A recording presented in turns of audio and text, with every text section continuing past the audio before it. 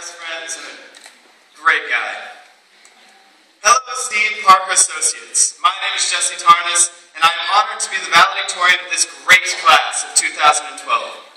As a 6th grader at Parker, I very much wanted to be the class of 2012 valedictorian. And by that I mean that I wanted to become dictator of the world. At first, I thought that valedictorian had to do with something ridiculous, like GPA. But now, after breaking up the word, I understand its true meaning.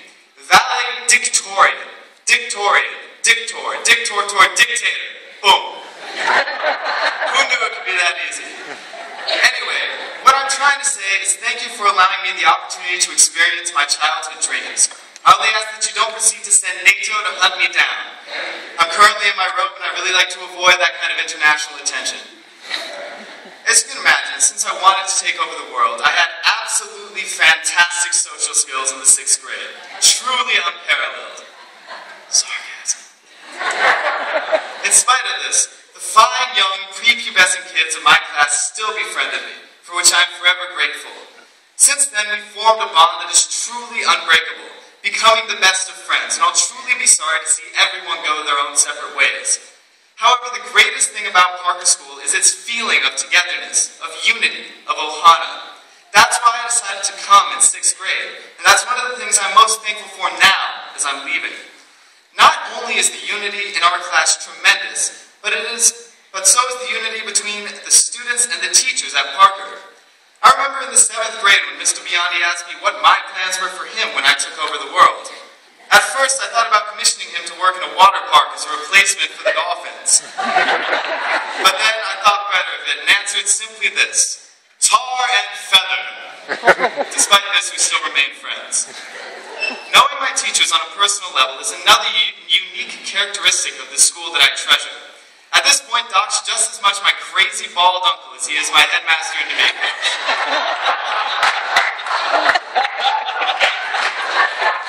It's true. You should try driving with him.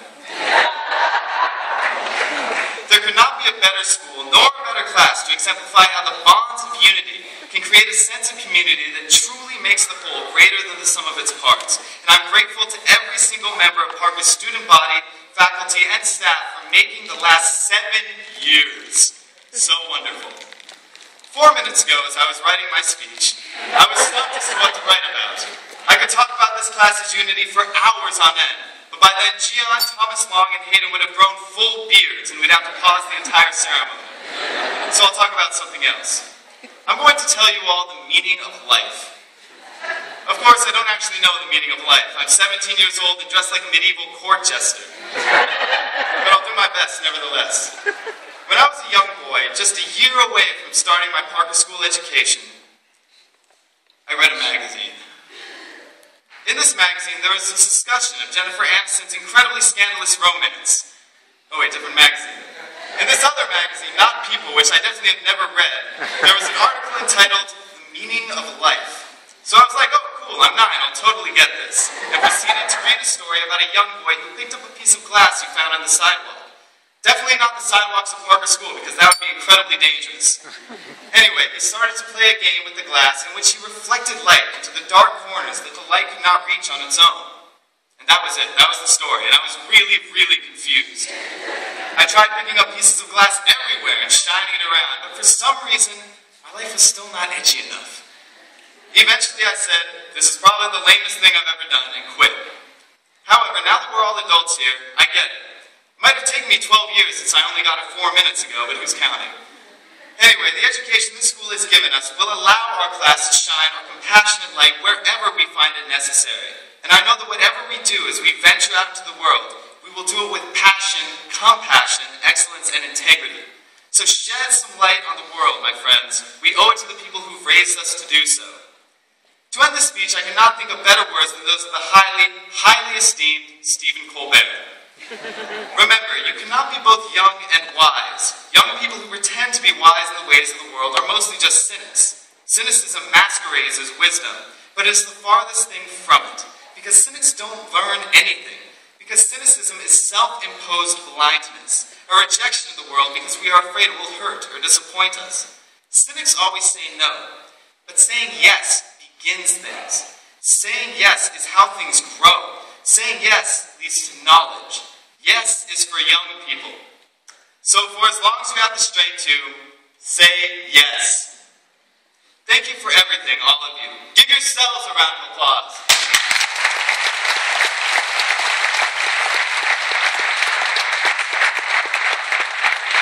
Now let's go out to the world and make a change for the better. The emergency exits in this theater are located to your left, right, and rear. Please locate the closest one near you in case this next joke crashes. Everybody raise their left hands. Now on the count of 3, place your hand on the shoulder of the person next to you. I'm going to count to 3. After 12 years of schooling and AP Calculus, that's something I think I can do.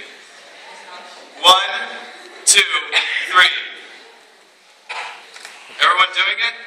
Enjoy the moment.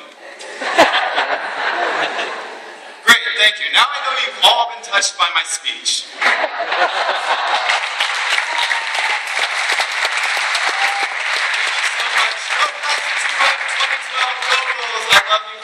I love you, Parker School students. Thank you.